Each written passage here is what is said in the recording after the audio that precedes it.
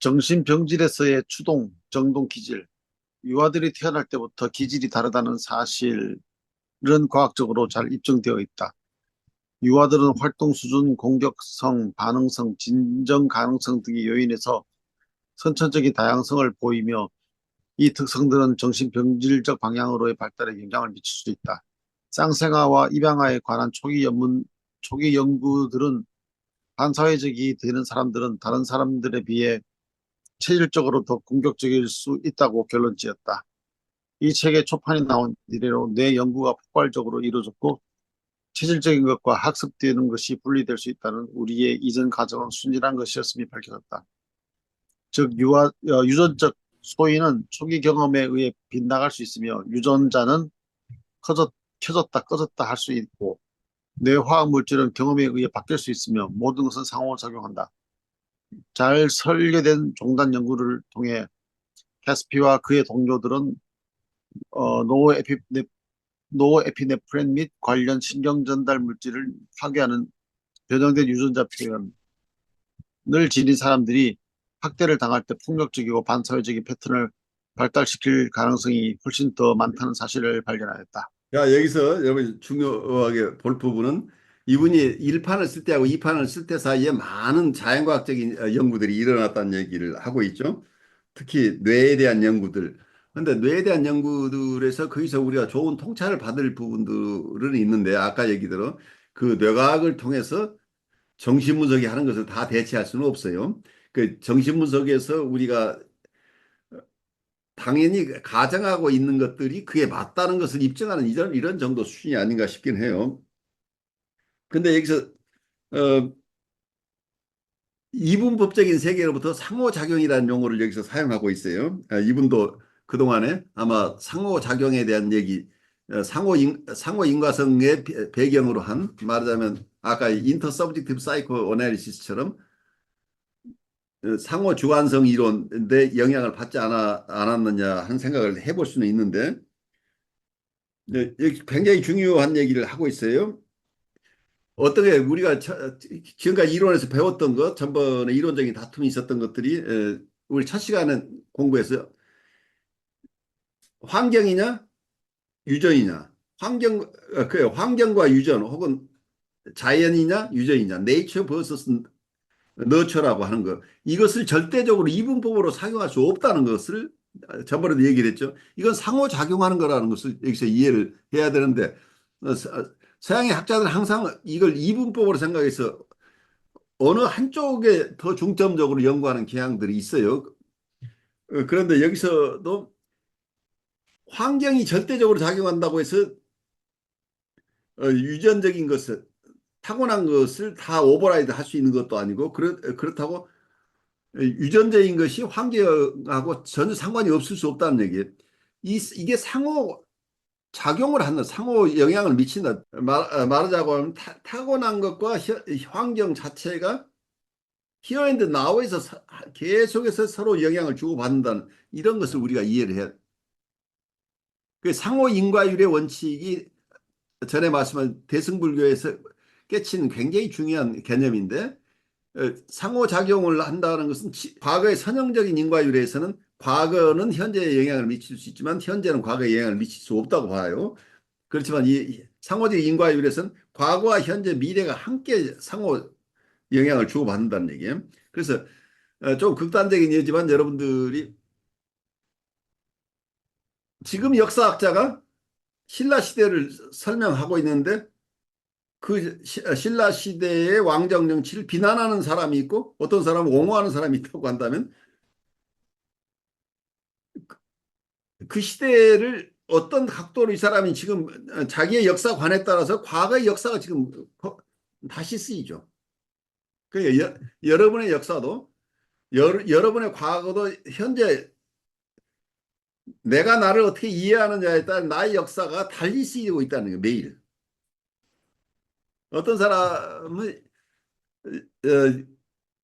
굉장히 자기애적인 사람이 치료가 일어나면서 사람들과 교류할 수 있는 능력이 생겨나면 자기를 학대하기만 했다고 생각했던 부모에 대해서 우리 부모가 나를 사랑하는 것도 있었네 하면서 과거의 원대상을 통합해내고 있다고 한다면 이 사람은 현재의 삶을 살면서 과거 새롭게 쓰고 있죠. 새롭게 쓴다고 할 수도 있고 과거는 지금 만들어지고 있다고 생각할 수도 있죠. 결과가 원인을 영향을 미치고 또 원인이 결과에 영향을 미치는데 이게 상호적으로 동시에 일어날 수 있다는 얘기예요. 그래서 한 방향으로만 영향을 미친다고 하는 생각에서 벗어나서 두 방향이 동시에 영향을 미칠 수 있다고 하는 것은 예를 들어서 여러분들 정신분석 공부할 때 제가 어려웠던 부분이 전위를 공부를 한참 해 한 학기 동안 그리고 나 그다음에 역전위 공부를 또 한참 해요. 그러니까 전야과 역전위가 어떻게 상호간에 작용하는지를 얘기하는 사람 별로 없다는 겁니다. 근데 전이와 역전이를 따로 구별할 수 있는 게 아니고 전이와 역전이는 상호 영향을 주고받으면서 동시에 일어난다고 하는 현상을 우리가 개념적으로 잘 소화할 수 없으니까 이건 따로 떼어서 전이, 이건 떼어서 역전이. 근데 역전이를 제외한 전이가 없고 전이가 없는 역전이가 없다는 얘기예요. 그러니까 이게 상호 인과율이에요. 전이가 없으면 역전이도 없어요. 또 역전이가 없으면 전이도 없어요. 그래 또 다른 말로 하면 전이가 있어서 역전이가 있어요. 또 역전이가 있어서 전이가 있어요. 근데 이게 어느 것이 닭이 먼저나 계란이 먼저나 하고 다툴 필요가 없다는 얘기예요. 닭과 계란은 다 같이 있는 거죠. 근데 우리는 어디에 매여 있냐면 항상 닭이 먼저야, 계란이 먼저냐 하고 계속 우기고 있는 거죠. 이 함정에서 우리가 벗어나는 게 굉장히 중요한 거라고 생각이 돼요. 우리는 끊임없이 어느 것이 우선이다, 어느 것이 주된 영향을 주었다, 어느 것이 종속 변수다. 그게 독립 변수와 종속 변수라는 개념 자체가 뉴턴 물리학의 개념이라고 보여요. 독립 변수라는 게 세상에 없다는 얘기야. 우리가 아티피셜하게 그렇게 생각하고 있을 뿐이죠. 그러니까 독립 변수라고 하는 것은 실체가 있다는 얘기잖아. 그러니까 고정된 불변하는 어떤 것이 있다는 전제에서 종속과 독립이 나오는 거죠.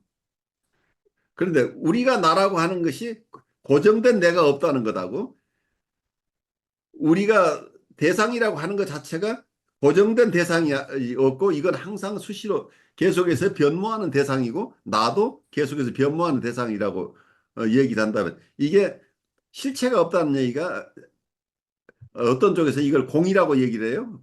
공이론에서 공하다고 얘기를 하고 어떤 사람은 이걸 자성이 공하다. 그러니까 나라고 하는 독특한 자성이 없다.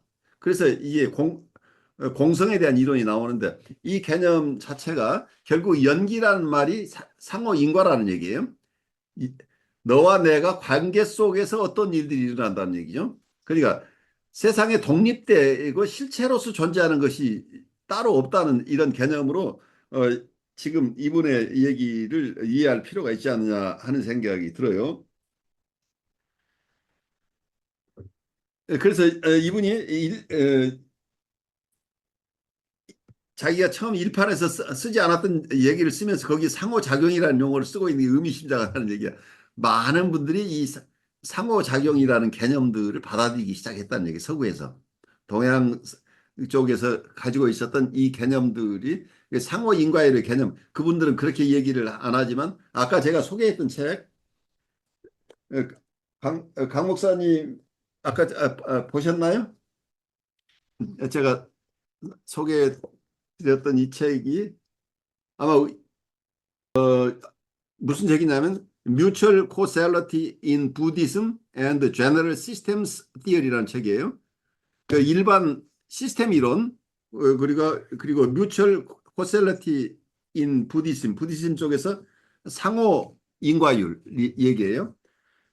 이 책이 나온 지가 꽤 된 책인데 1991년에 출간된 책인데 국내 번역본이 나와 있어요. 이중표 교수라는 분이 번역본을 쓰셨는데 찾아보니까 지금 절판돼 있는데 언제 구할 수 있는지 한번 나중에 알아보시면 좋을 것 같아요.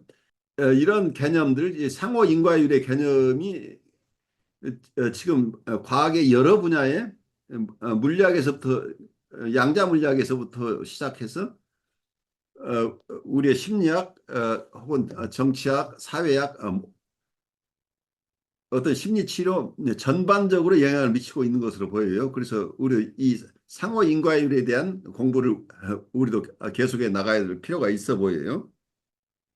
그래서 낸시 맥윌리엄스가 초판에서 2판으로 쓰면서 여기에 지금 강조하고 있는 게 상호작용이라는 개념을 쓰고 있죠. 그게 굉장히 중요한 얘기예요. 여기서 유전적 소인은 초기 경험에 의해서 빗나갈 수 유전자가 유전적인 소인을 가지고 있지만 아무리 좋은 유전자를 가지고 태어났어도 환경이 좋지 않으면 유전자가 기능을 발휘하지 못한다는 얘기예요.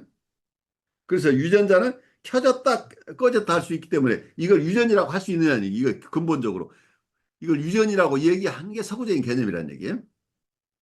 또 하나는 어, 그 뇌화학 물질은 경험에 의해 바뀔 수 있으며 모든 것은 상호작용한다.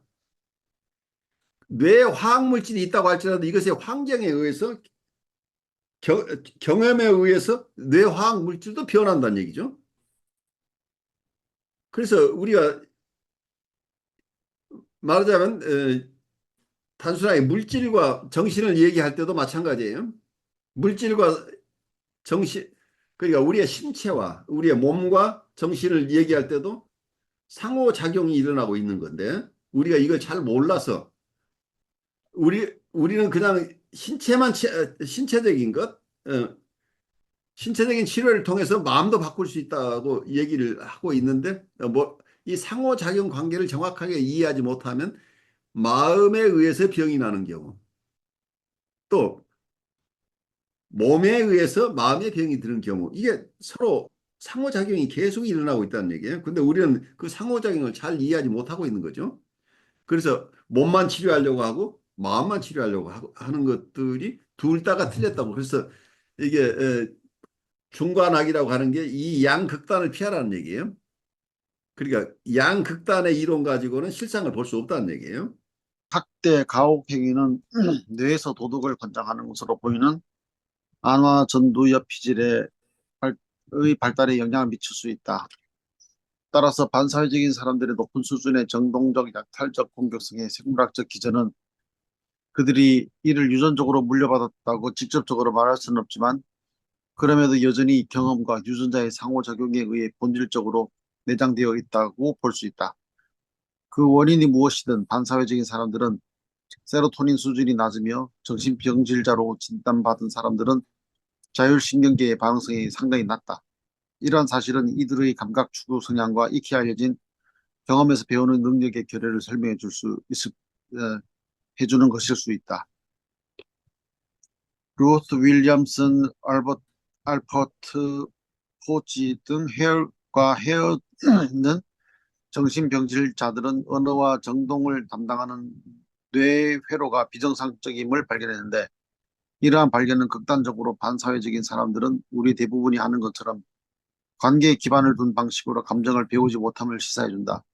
대신 이들은 정서적인 말을 일종의 제2의 언어로 획득하며 자신의 내적 상태를 표현하기보다는 다른 사람들을 조종하는 데 사용한다. 정신병질적인 사람들은 정동 조절 능력이 부족하며 쾌흥분의 역치가 평균 이상이다. 우리 대부분은 좋은 음악, 애정이 깃든 성관계, 자연의 아름다움, 재치 있는 농담, 잘 수행된 일에서 정서적 만족감을 얻을 수 있지만 정신병질적인 사람들은 살아있다고 느끼기 위해 더 강렬하고 아슬아슬한 경험을 필요로 하는 것 같다. 정신병질적인 사람들의 주 감정은 이들이 정서를 말로 표현하는 능력이 없기 때문에 구체적으로 제시하기가 어렵다. 이들은 말하는 대신에 행동한다. 이들은 특정한 정동에 대한 감각 없이 단지 기본적인 각성 감각을 갖고 있는 것처럼 보인다. 이들이 뭔가를 느낀다면 맹목적인 붕괴나 조증의 들뜸 기분을 경험하는 것일 수 있다. 다음의 관계 패턴에 관한 부분에서 어, 모델이 처음으로 기술한 전면적인 정동 차단의 몇 가지 이유를 제시할 것이다. 정신병질적인 사람들을 위한 치료가 다른 성격을 가진 사람들을 위한 치료와 뚜렷하게 구별되는 한 가지 점은 치료자가 내담자가 느끼리라고 여겨지는 감정을 반영해 줌으로써 동맹을 맺기를 기대할 수 없다는 것이다. 좋습니다. 여기에서 이분, 어떤 분들은 그러니까 정서가 잘 발달돼 있는 분과 정서가 발달되지 못한 분들이 있어요. 대상을 만났을 때 그 대상을 눈으로 보거나 귀로 듣거나 맛을 보거나 혹은 만져보거나 냄새 맡아보거나 이럴 때 그 대상에 대해서 우리는 먼저 뭔가를 거기서 그 영향으로 뭔가를 느끼는 걸 이걸 불가에서는 수라고 얘기해요. 색수상 행식이라고 이런 용어들을 쓰는데 불가에서도 재밌어요. 수가 먼저 나와요. 먼저 뭔가를 느낀다는 거예요. 그 다음에 생각으로 옮겨간다는 거예요. 그러니까 우리 강모사님 옛날에 우리 컴버거 배울 때 그 얘기를 했었죠. 어느 것이 먼저냐? 욕동이 먼저냐? 에펙트가 먼저냐? 어쩌면 불가에서는 이미 에펙트가 먼저라고 순서를 정해놓은 것 같은 느낌이에요. 뭔가를 접촉하면서 우리가 정서를 가져오는데 이 에펙트 자체가 이 감수성 자체가 사람마다 같은 게 아니에요. 어떤 사람은 다양하게 느끼는데 어떤 사람은 아주 원초적인 에펙트에 고통스럽다, 어, 만족스럽다 정도밖에 느끼지 못하고 이게 외롭다, 사랑한다, 슬프다 이런 다양한 분화된 정서를 가지고 있지 않은 사람도 얼마든지 있을 수 있다는 얘기예요. 우리가 성장하면서 정서도 분화된다고 이렇게 봐야 되지 않을까 싶은데 이 정신병질적인 사람들은 이런 분화된 정서들이 약하다는 얘기예요. 그래서 이분들은 정신병질적인 사람들의 주감정은 이들이 정서를 말로 표현한 능력이 없기 때문에 구체적으로 제시하기가 어렵다. 이들은 말하는 대신 행동한다. 그래서 이분들 행동화 대신에 버벌라이제이션이라는 것을 해야 된다고 제가 현대정신분석학에서 계속 지금 버벌라이제이션이 중요하다고 하는 얘기가 바로 이 얘기예요. 이분들은 언어로 정서를 표현할 능력이 없어서 행동화를 한다는 얘기예요. 근데 두 가지로 볼 수 있어요. 정서를 못 느껴서 표현을 못하는 경우도 있고 정서를 느끼긴 하는데 표현하지 못하는 경우도 있죠. 그러니까 정서를 느끼는 능력이 없는 사람도 있고 정서를 느끼는 능력이 있는 사람도 있는데 어쨌든 둘 다 버벌라이제이션을 하는 대신에 언어 말로 하는 대신에 주먹이 먼저 나가는 사람이 행동화가 먼저 일어난다는 얘기예요. 그래서 이분들의 행동화가 문제인데 이들은 특정한 정도에 대한 감각 없이 특정한 정도에 대한 감각이 없다는 얘기는 제가 아까 말씀드린 대로 다양한 정서들을 가지고 있지 못하다는 얘기로 저는 그냥 받아들이고 싶어요. 단지 기본적인 각성 감각을 갖고 있는 것처럼 보인다. 영문 표현으로는 이렇게 얘기를 해요. They seem to have a sense of basic arousal without a sense of having specific effects. 구체적인 effects, 구체적인 정동들을 구체적인 정동에 대한 센스 대신에 basic arousal, 뭔가 자기한테 각성 감각이라고 표현을 했는데 arousal이라고 하는데 그러니까 기본적인 자극만 느낀다. 뭔가가 자기를 불편하게 하는 이게 말 베이직 어라우스라는 얘기가 비혼이 얘기하는 베타 요소처럼 느껴져요. 뭔가 언어로 표현도 안 되고 꿈에도 뭔지를 잘 모르는 뭔가 그냥 자기한테 불편한 것을 느끼는데 이것을 구체적인 정서로 이게 잘 이해하지 못한다는 얘기죠. 그래서 이들이 뭔가를 느낀다면 맹목적인 붕괴나 조증에 들뜬 기분을 경험하는 것일 수도 있다. 그래서 이것도 이분 나름대로 애써서 이분들을 이해하려고 하는 표현일 뿐이에요. 근데 이분들이 정서를 잘 못 느낀다는 얘기를 하고 있는 거죠. 근데 정서를 잘 못 느끼는 분도 있고, 그러니까 정서가 분화가 덜 돼가지고 정말 어떤 정서인지 모르는 분이 많아요. 경우에 따라서는. 이분들이 정말, 어, 누군가의 정서를 이해하지 못하는 것은 자기가 그 정서를 가지고 있는 적이 없기 때문일 수도 있어요. 자기가 사랑을 받지 못한 사람은 어떤 것이 사랑인지를 몰라요. 그래서 사랑하는 방법을 몰라서 자기 자녀를 사랑해주고 싶은데 어떻게 하는 게 사랑하는 것인지를 모르는 분도 있다는 얘기예요. 그 사랑의 정서를 체득하지 않으면 언어는 개념일 뿐이기 때문에 언어만 가지고는 안 된다는 얘기예요. 우리 상징만 가지고는 내가 사랑한다는 말을 한다고 사랑이 되는 게 아니라는 얘기예요. 사랑은 자기가 직접 받아본 체험을 통해서 그 사랑을 자기가 체험한 것을 기본으로 자기도 그 사랑을 직접 베풀 수 있어야 되는데 그 베푸는 방식이 그 사랑의 표현인데 그 사랑이 자기가 체득하지 못하면 무엇이 사랑인지 느끼지 못하고 말로 표현한다고 하지만 그건 허망한 것일 뿐이죠. 개념으로 얘기를 하는 거지. 뭐 자기가 참으로 가지고 있는 정서가 표현이 안 된다는 얘기, 정서를 못 느끼면. 여기서 나오는 정신병질적 성격이라고 하는 건 반사회적 성격 이런 것 분들은 자기애적인 환자 중에 극단적인 환자층 중에 일부라고 볼 수 있어요. 그래서 스파티니스가 얘기하는 프리에드팔 환자층의 일부인데 이분들하고는 트리트먼트 얼라이언스 혹은 워킹 얼라이언스가 일어나지 않기 때문에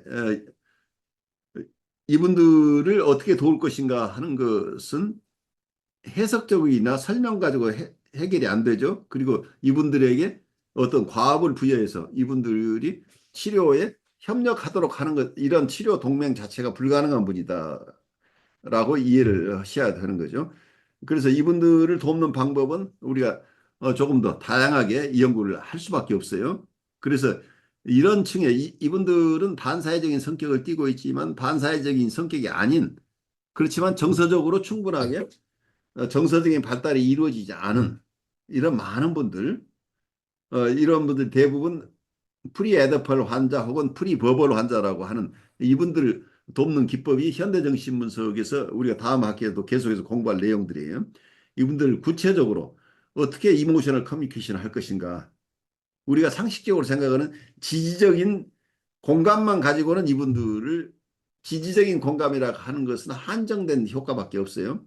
많은 경우에 어그레션을 담아내고 우리가 필요할 때는 어그레션을 사용할 수 있어야만 이분들과의 진정한 공감이 이루어지는 거기 때문에 이 공격성을 우리가 잘 이해하고 그리고 공격성을 우리가 컨테인하는 능력을 키우면서 그 공격성을 적절하게 사용하는 방법까지 우리가 이해를 해야 되는 거죠. 그래서 여러분들이 성격 유형에 대한 공부도 다 맞게 계속 해 나가겠지만 현대정신분석 쪽에 우리가 지금 구체적인 치료 기법을 현대정신분석에서 다 맞게 계속해서 공부를 해나가는 게 여러분에게 도움이 될 거라고 생각이 돼요. 오늘 공부는 여기서 마치고 여러분들 남아있는 정서 특히 내일은 여러분들 집단 집단 임상감독하고 집단 분석이 있는데 혹시 여러분 중에도 집단 분석이나 집단 임상감독에 관심 있는 분들은 내일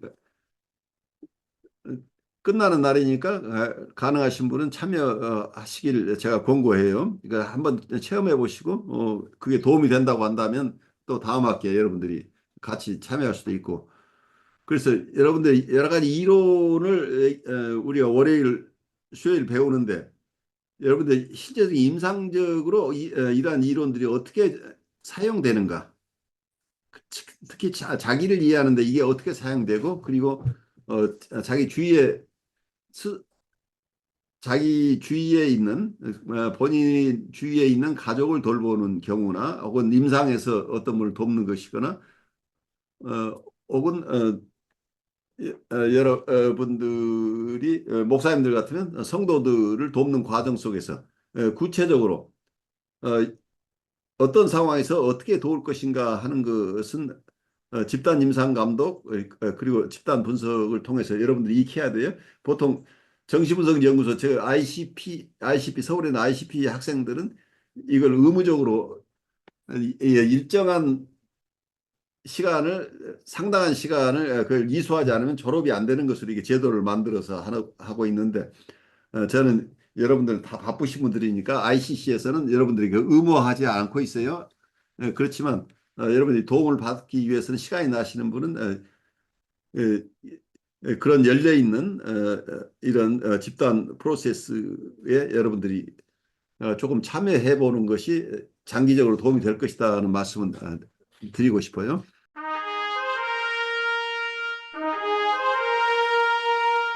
저는 미국의 뉴욕에서 혁신 라이프 코칭 연수원 이나버티브 코칭 센터를 운영하고 있으면서 서울에 있는 한국임상정신분석연구소의 공동소장으로 일하고 있는 신현근 정신분석학 박사입니다. 여러분 시청해 주셔서 감사합니다. 고맙습니다.